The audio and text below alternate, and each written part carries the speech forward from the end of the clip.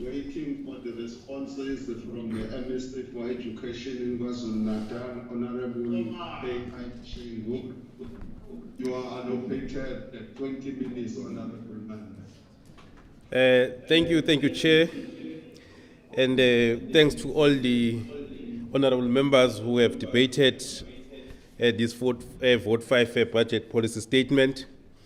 And like as I said, Chair, notwithstanding the small skirmishes, we are indeed convinced that as honorable members, we are pulling towards the same direction in terms of making education, particularly of an African child, a better and improved education compared to the past. So, Chair, I will comment on a few issues raised by honorable members, but would like to say the majority of them indeed have been giving us advice on how we should then improve our working systems so that we optimize our delivery on education, particularly at a classroom level. So indeed, those members from the People's Movement, the African National Congress, again, we continue to enjoy the advice that you give us on daily basis on how we should improve the working systems of our department. Without mentioning members by name, Honorable Chair, I will just touch on issues that have been raised, some of them. The issue of the boreholes, Chair, I think it has been canvassed sufficiently that we are going to move as a department with speed to ensure that all those schools which are not connected to municipality piped water are indeed beneficiaries of the boreholes program, so that we eliminate the costs that are associated with water tankering because they are indeed quite high, and want to take that money and invest it at a classroom level. So indeed, we will be proceeding with this program. Obviously, the pace will be determined by the available budget. We should all appreciate, honorable members, that we must always strike a balance between what is ideal and what is possible, because the two cannot always be achieved at the same time. We have a vision of of how our school should look like, but obviously the road towards building such schools will depend on the available budget. Equipment. Honorable Chair, Honorable Kaula makes a very bizarre claim that we are what we are today because of Mtwana Kapindangene and what he claimed to have achieved.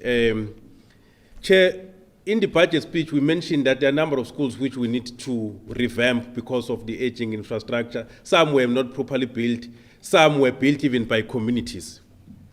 That is exactly the legacy of the past government that Ubab Kaula was speaking about. But he reminded me, Chair, that, I started schooling grade R in 1990, not grade R, grade 1 in 1990.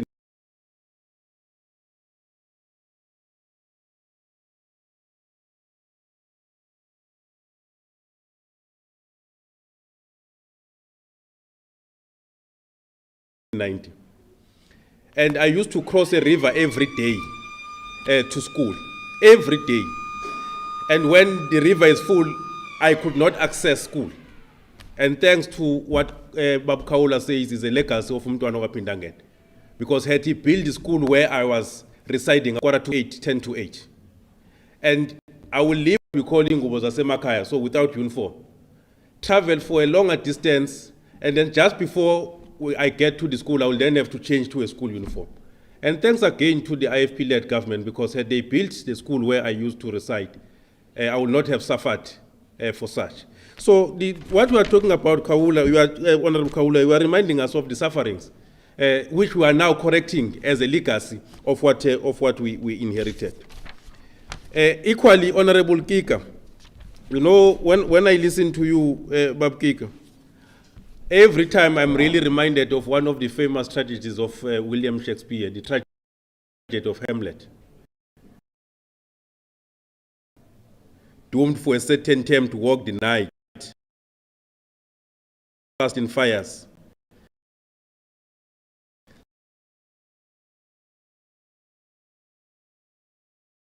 And paged away. Every time you speak, I can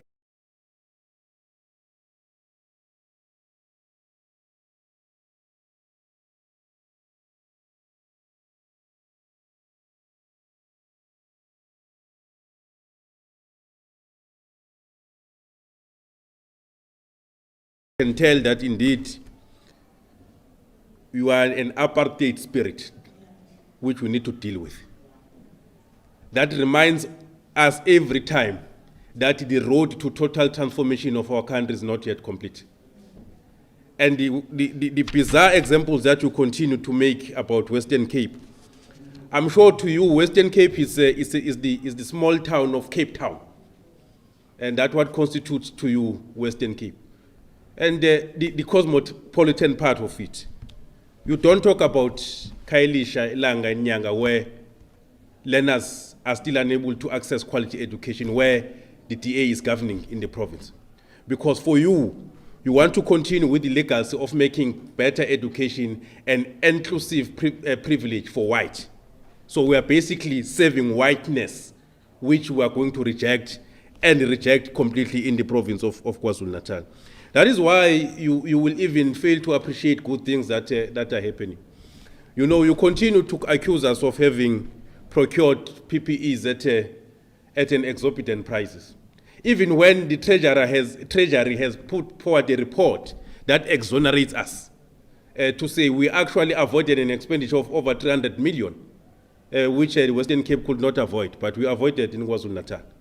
But because you are a person who's supposed to be residing in Western Cape, but found by accident to be in KwaZulu-Natal, you continue to serve the interest of Western Cape, even when the conditions in KwaZulu-Natal are different.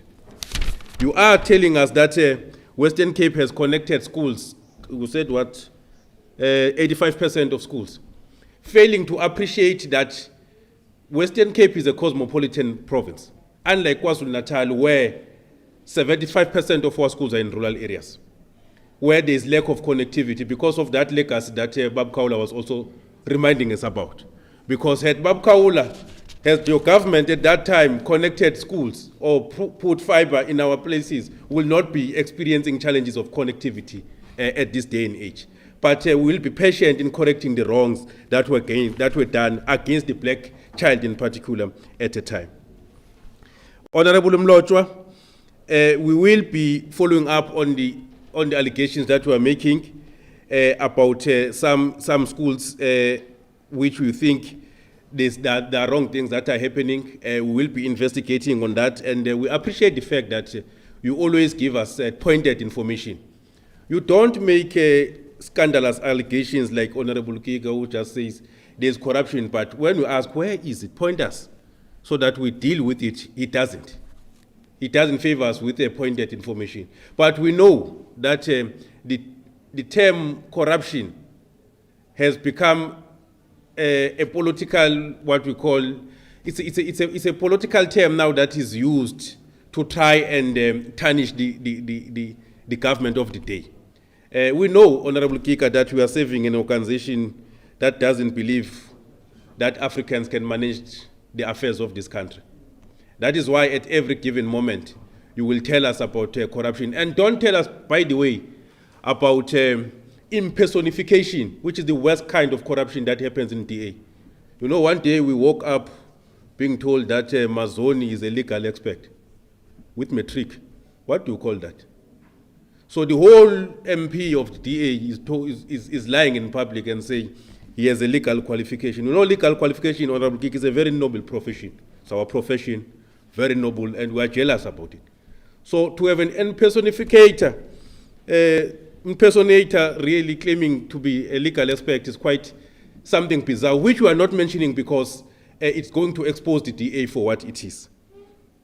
So we will be very hard in terms of working very hard in terms of transforming the schooling system in the province of KwaZulu-Natal with a clear focus in rural and township schools, because we have made a determination that for us to uplift the standard of education for the African child in particular, and we are not going to shy away from pronouncing that, we need to invest more in rural and township schools where there are challenges.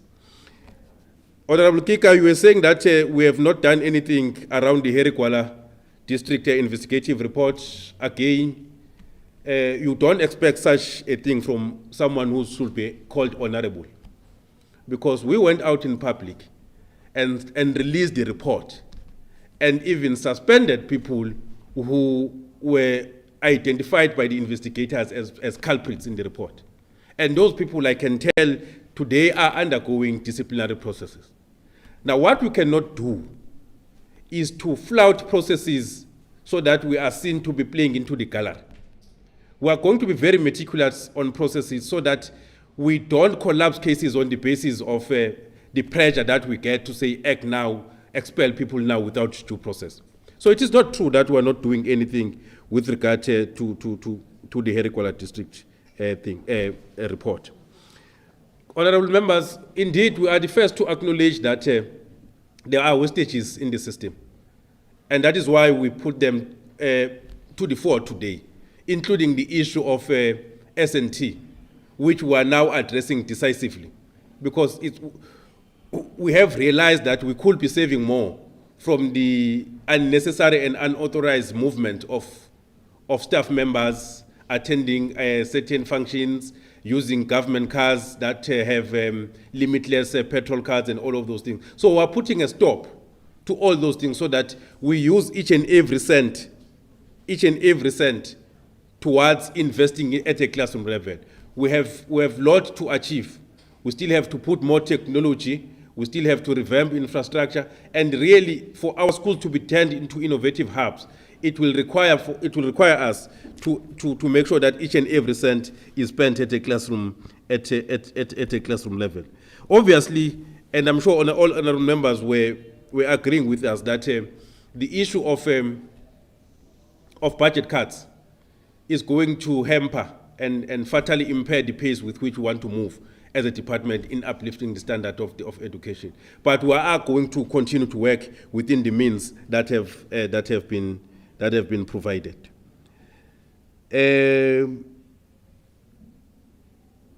I must address the issue of surplus educators, which were Honorable Madlopa raised. The department 3 years ago adopted a system where it said, so that there is no disruption in the system every year, let's allow a process where surplus educators are moved from one school to another only after 3 years, so that there is stability in the sector. And the first 3-year cycle was ending last year, and therefore they had to move this time around. And that has been a very tedious and complicated process, because it's not just a matter of writing a letter and saying you move. It requires serious consultation, prolonged periods of consultation, and that's what we have been embarking on. We are indeed comforted that unions are also on our side to ensure that we move with speed, to ensure that all those surplus educators that have not moved to where they should be going now are moved.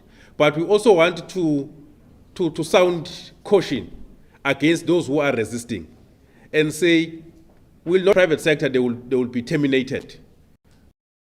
But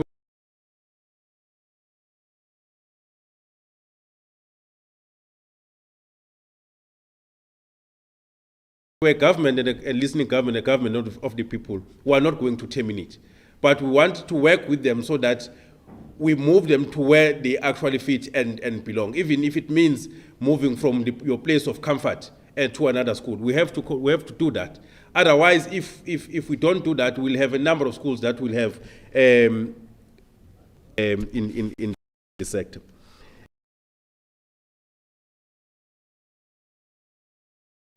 I'm just taking other points, honorable members, that were raised.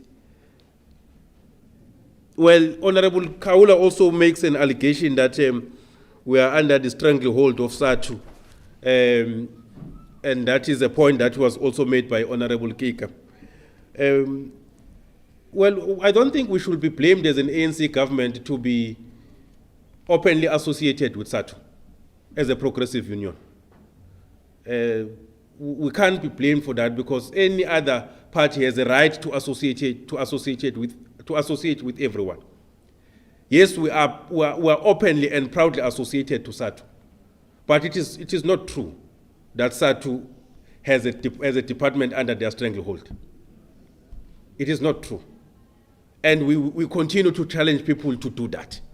SATU knows exactly that when it comes to engagement with the department, we treat them equally with all other unions, and all other unions can bear testimony to that. In fact, it's strange that other unions in the sector are not complaining about this. It's political parties that are complaining about this. There are unions that are not affiliated to the ANC in the private sector, I mean in the sector. But they have never complained of ill treatment or being treated inferior compared to SATU. They have never. It's only the political parties who are trying to avoid their sell-by dates who will then try to say the department is under the stranglehold of SATU. We engage with SATU, we engage with NATU, we engage with NAPTOSA, we engage with all relevant stakeholders, and we engage with them and treat them equally and with equal respect. So to say that we are under pressure or stranglehold of SATU is just a ploy or a decoy for us to say, no, let's act differently so that we are not seen to be on the side of SATU. No, we are going to continue to work objectively, and we challenge all these political parties to show us one case in point where they can tell us that we are bending under the pressure of SATU. In fact, SATU, together with all other unions, have been working hand in glove with the department in spite of other political parties pulling to a different direction. When we wanted to open schools in June last year, it was all the unions in the sector that were working with us to ensure that we prepare our schools. Other political parties like DA, they were calling for the non-opening of schools. Why? Because the constituency they serve continued even during hard lockdown to receive visual classes. The constituents that we serve as public, particularly that is dominated by the African child who reside in rural and township areas, was denied education in that point in time. And for the DA, it was not a matter of public interest for them because theirs, the constituents they serve, continued to receive lessons. But we had to work with all the unions and all the SGPs to prepare our schools and eventually all agree that they are now safe to be reopened. So we're not going to fall under, to succumb to a pressure from political parties to say we must then stand diametrically opposed to SATU because we are fearing some accusation. No, we're not going to do that. We'll work with SATU, with NATU, with NAPTOSA, and all other unions recognized in the sector. I think the last point, Chair, that we want to make is that education is a responsibility of all of us, not only those who are employed in the Department of Education. And we therefore want to call on all of us, including parents and committee members, as we said in the budget speech, to treat our schools as holy places, because these are institutions of development that are there to assist the development of individuals, of communities, and of the society at large. We are quite disturbed by the continued disruption that is happening in our schools, including destruction of property, including disruptions of schools because committee members demand certain services, but also we'll be taking a harsher stance where people just wake up and say, I'm going to school and to motivate children. We don't have time to waste. We want all learners to receive tuition in all the allocated time per day. So this thing of certain committee members, taking learners out of class at 11 a.m. during the day and say, we are coming to motivate you, we are going to put an end to it.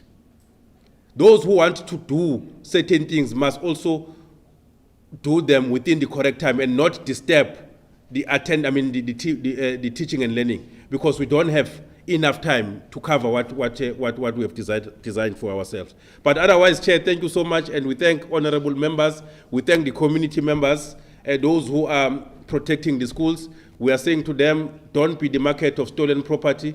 Make sure that you give necessary information to the police and law enforcement agencies whenever you see or you find criminals breaking into our schools. We thank you so much, Honorable Chair.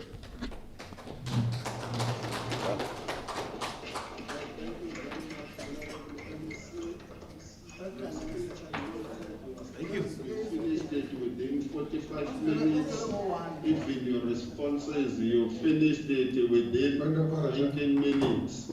That's what I observed. Would encourage that we stick to times.